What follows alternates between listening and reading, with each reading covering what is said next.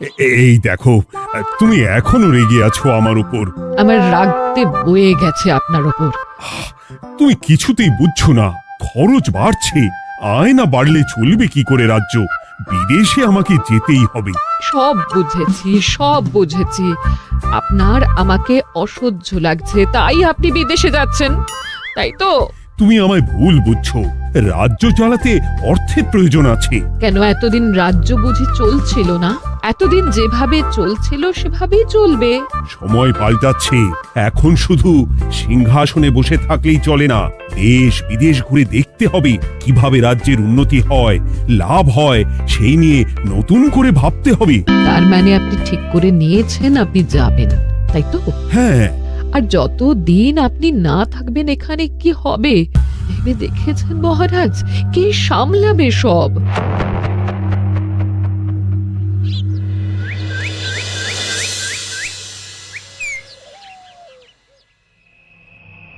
চিঠি?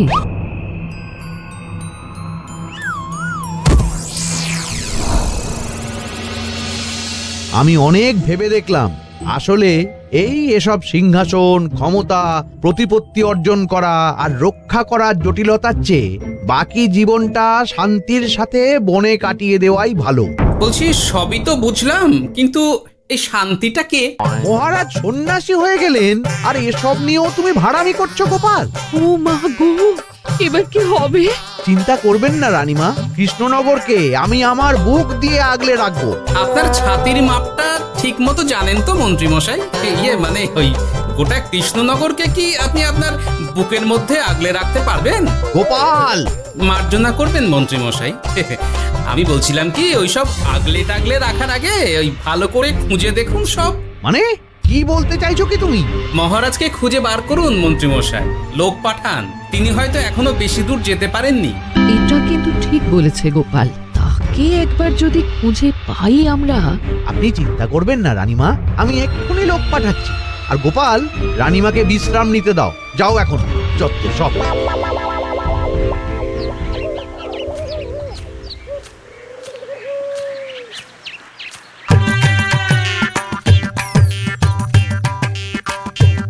ওই গো, গেলে কই? এক ঘটি জল দাও দেখি। ওই জলই খেতে হবে, শুধু জল। ঘরে এক দানাও চাল নেই। বাজারে না গেলে আজ হরি মটর। রাজ্যে রাজা নেই আর তুমি ঘরে চাল নেই বলে চিল্লামিল্লি করছো, চত্ব সব। ও মা গো, মহারাজ রাজ্যে নেই তো গেলেন কই? বনবাসে। সে কি গো, এবার কি হবে তাহলে? কপালে যা লেখা আছে তাই হবে, আর কি। এই তোমার চাকরিখানা থাকবে তো? না থাকলে বাটি হাতে বেরোবো, চিন্তা কি?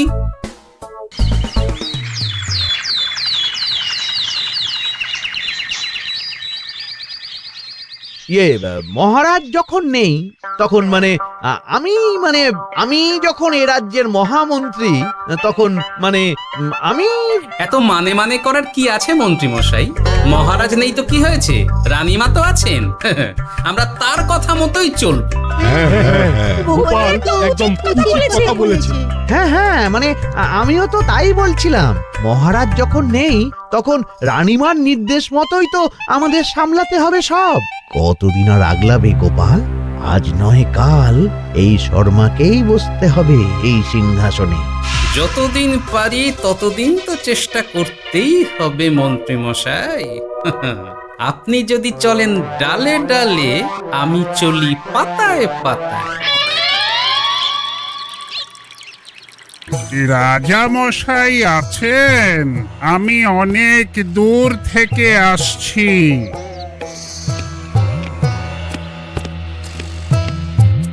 মন্ত্রীমশাই, একজন সাধু এসেছেন রাজামশাইয়ের সঙ্গে দেখা করতে। বলছেন অনেক দূর থেকে এসেছেন। জানো না মহারাজ এখন নেই? যাও, চলে যেতে বলো ওকে। মহারাজ নিরুদ্দেশ। এই মুহূর্তে সত্যিই যদি কোনো প্রাজ্ঞ সাধু বাবা রাজবাড়িতে তার পায়ের ধুলো দেয়, বলা তো যায় না যদি মহারাজের হদিস তিনি দিতে পারেন। ঠিক ঠিক, একদম ঠিক বলছেন পণ্ডিত মশাই। বেশ বেশ, ডেকে আনো তাকে, দেখি সে কি বলে।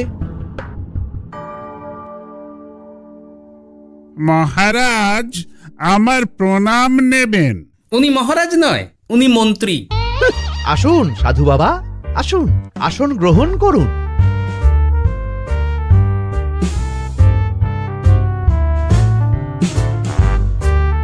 এ কি করলেন সাধু বাবা? এটা তো মহারাজের সিংহাসন। আপনার জন্য আমি অন্য আসনের ব্যবস্থা করে দিচ্ছি, আপনি বরং সেখানে বসুন। ওহ, রাজাই যখন নেই তখন তার সিংহাসনে বসতে ক্ষতি কি? আপনি কি করে জানলেন মহারাজ নেই? বুঝলে না, সাধু বাবা যে অন্তর্যামী গোপাল। এবার কি হবে? উনি যদি বলে দেন মহারাজ কোথায় আছেন, তাহলে তো আমার আর বাবা পণ্ডিত মশাই, আগেই ওরকম হামলে পড়বেন না। আচ্ছা, আপনি যদি অন্তর্যামী হন, বলুন তো আমাদের রাজা মশাই কোথায় গেছেন? জবর জটা কালো চুলে দেনামা অতীত বলেন। বাম! মহারাজ বনবাসে গেছেন। এটা যখন বলেছেন সাধু বাবা, তাহলে মহারাজ এখন কোথায় আছেন সেটাও নিশ্চয়ই আপনি বলে দিতে পারবেন। গোপাল, সব বিষয়ে নাক গলিও না তো তুমি। ঠিক ঠিক আছে, রাজা মশাইকে নিয়ে চিন্তা হওয়া তো খুবই স্বাভাবিক, কিন্তু গোপাল, রাজা মশাই বনবাসে গেছেন, তাকে আর সংসার মায়ায় বাঁধা ঠিক কাজ হবে না। এ আপনি কি বলছেন সাধু বাবা? মহারাজ না থাকলে রাজ্য চলবে কেমন করে? নতুন রাজা নির্বাচন করতে হবে।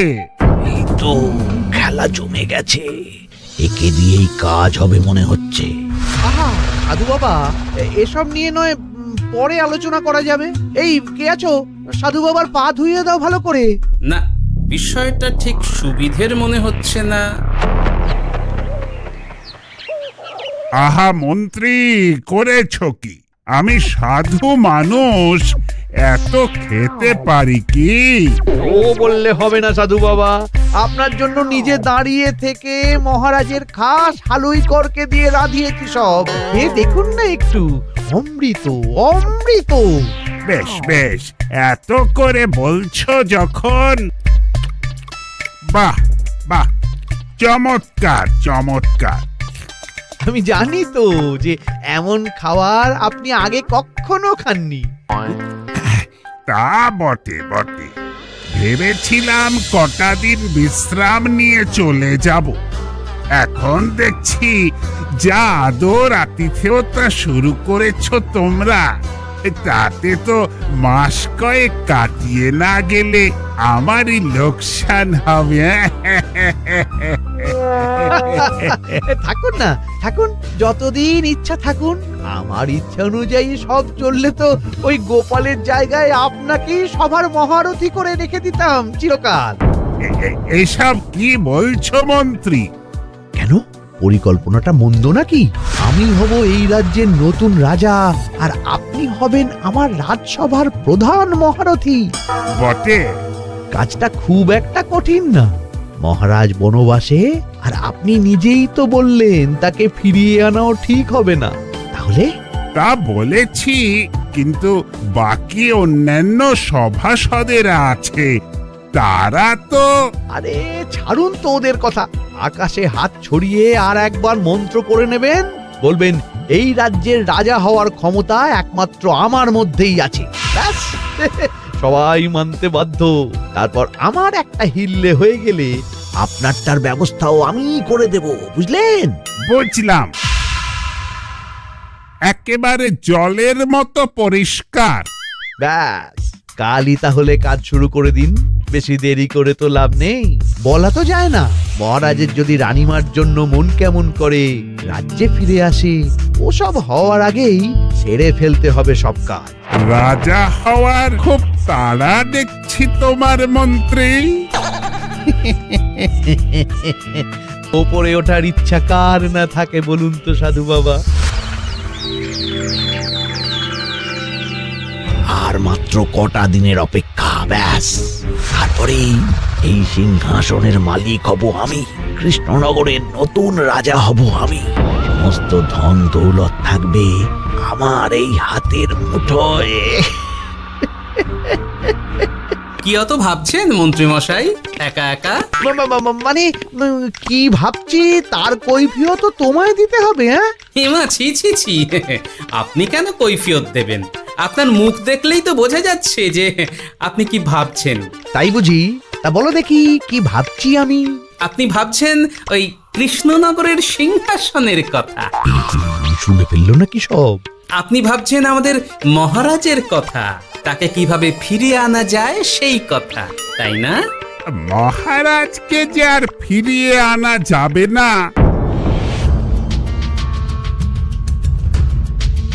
সে কথা তো আগেই বলেছি। তাই যদি হয় সাধু বাবা, আপনি এর একটা কিছু বিহিত করুন, না হলে রাজা ছাড়া রাজ্য। ঠিক বলেছ, রাজা রাজ্য, নুন ছাড়া তরকারি, আলো ছাড়া দিন, জল ছাড়া জীবনের মতো। তাই যত দ্রুত সম্ভব নতুন রাজা নিয়োগ করা দরকার। কিন্তু এ বিষয়ে সিদ্ধান্ত নেওয়ার আগে রানীমার সাথে কথা বলা জরুরি। তার চেয়েও জরুরি একটা কাজ আগে করা দরকার। কিসের কথা বলছেন মন্ত্রী মশাই? গোপালের বহিষ্কার। এ আপনি কি বলছেন মন্ত্রী মশাই? একে রাজা মশাই, তার মধ্যে গোপালের মতো বিচক্ষণ মানুষকে রাজসভা থেকে বহিষ্কার করলে তো রাজ্যেরই ক্ষতি। এটাই হচ্ছে সমস্যা। এই কক্ষে যার যেটা কাজ নয় সে সেটা নিয়ে বেশি চিন্তিত। তুমি বিজ্ঞানে মন দাও, রাজকাজ আমার দায়িত্ব। তাহলে এরকম সিদ্ধান্ত নেওয়ার আগে সবার সাথে আলোচনা করা দরকার। কোনো দরকার নেই, আমি যা বলেছি তাই হবে। রাজ্যের ব্যয়ভার বাড়ছে, এই মুহূর্তে কোনো ভাঁড়কে অযথা বেতন দিয়ে পোষার কোনো মানে হয় না। তাই গোপালেরও কাল থেকে রাজসভায় আসার কোনো দরকার নেই। সবই আমি বুঝতে পারছি মন্ত্রী মশাই। বেশ, আপনি যখন বলছেন, এই আমার শেষ দিন রাজসভায়, চলি সবাই, ভালো থাকবেন।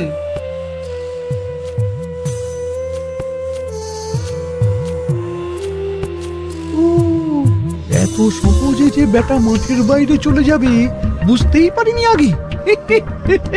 এবার আমার আর সিংহাসনের মাঝে নেই কোনো বাধা, নেই কোনো কাটা। তুমি চিন্তা করো না, আমি নিজে মন্ত্রীর সাথে কথা বলবো। না না রানীমা, সেসবের দরকার নেই। মহারাজ ছাড়া রাজবাড়ি শূন্য শূন্য লাগে, আমারও মন লাগছে না এখানে। বেশ, যা ভালো বোঝো তাই করো, তবে ডাকলে এসো কিন্তু। হ্যাঁ রানীমা, নিশ্চয়ই আসবো। এখন আমি চলি। যাক, এই কদিনে মাথাটা খেলানোর সময় পাওয়া যাবে একটু, না হলে কেমন যেন গুলিয়ে যাচ্ছে সব।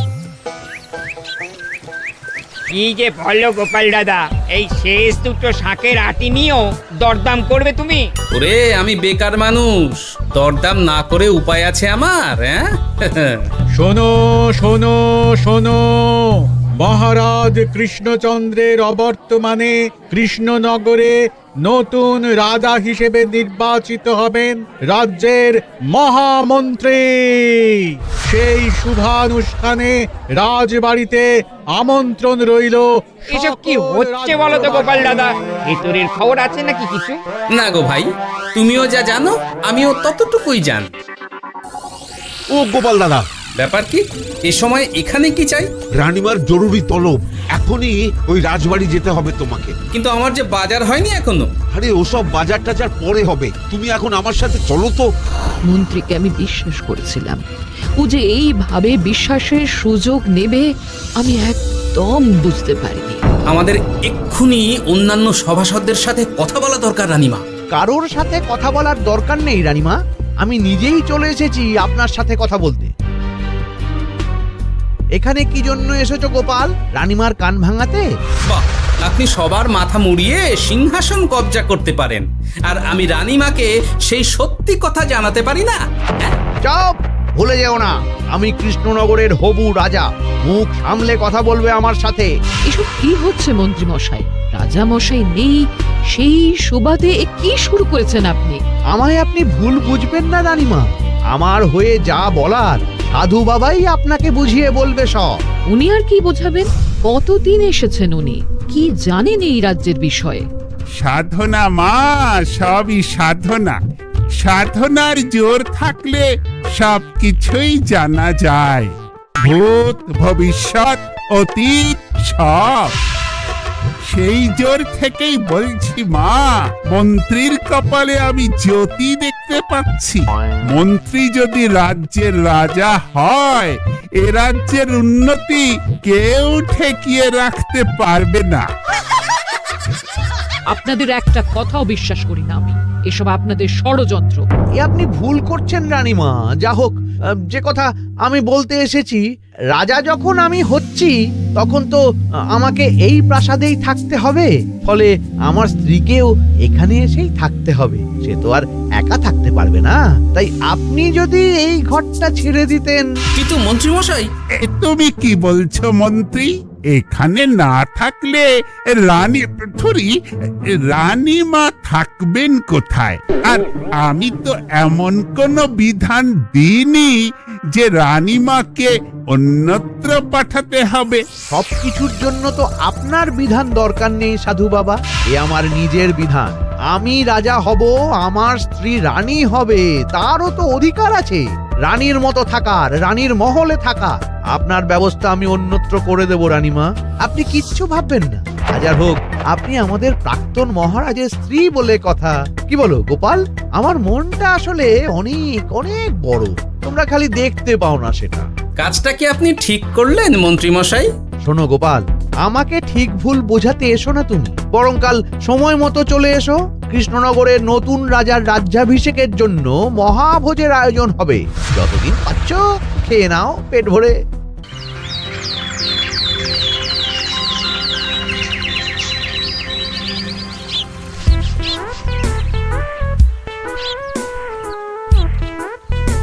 আরে এগুলো আবার কি পরে আছে এখানে? এ তো মহারাজের পোশাক। এখানে এসব কি করে এলো? তাহলে কি মহারাজ? না না না, হিসেবটা কেমন যেন ওলট পালট হয়ে যাচ্ছে। সময় তো হয়ে গেল, নতুন মহারাজকে ডাকুন এবার। এসে গেছি, এসে গেছি। আসুন মন্ত্রী মশাই, আসুন। মুকুট নিয়ে দাঁড়িয়ে আছি আপনার মাথায় পরাবো বলে। সাধু বাবা, এবার মহারাজ বলা অভ্যাস করুন। মহারাজ। মহারাজের হদিশ পাওয়া গেছে মন্ত্রী মশাই, মহারাজের হদিশ পাওয়া গেছে। এই কি স্বপ্নের কথা? মহারাজের হদিশ পাওয়া গেছে মানে কোথায় মহারাজ?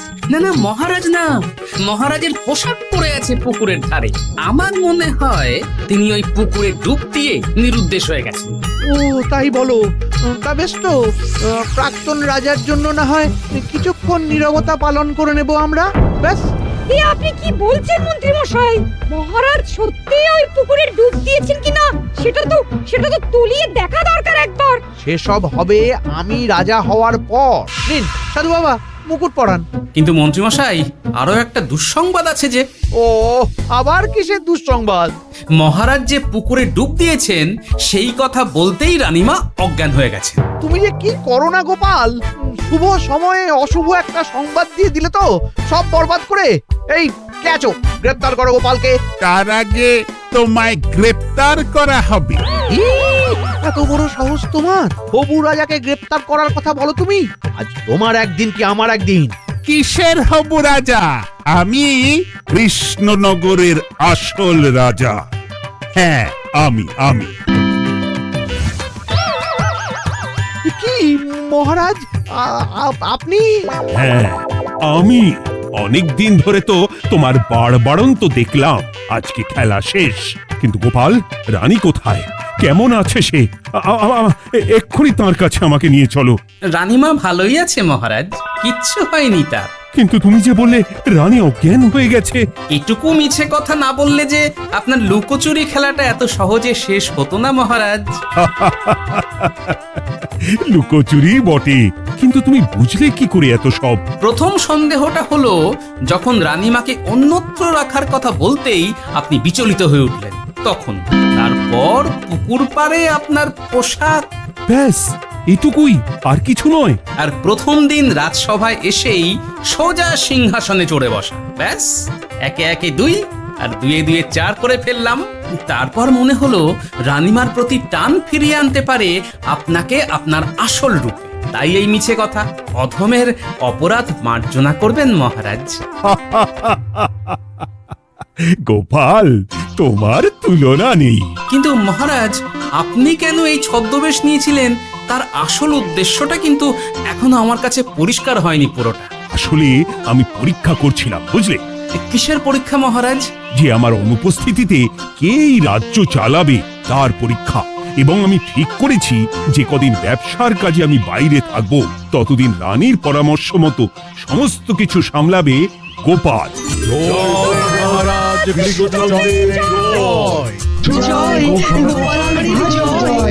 আর আমি মহারাজ? তুমি থাকবে পেয়াদা। এ কি শুধু জল আর ভাত? আগেই বলেছিলাম বেশি বেরো না, বেরো না, রাজা হবেন। এখন খাও খাও, জল ভাত খাও। চেষ্টায় তুমিও আমাকে ভুল বুঝলে গিন্নি।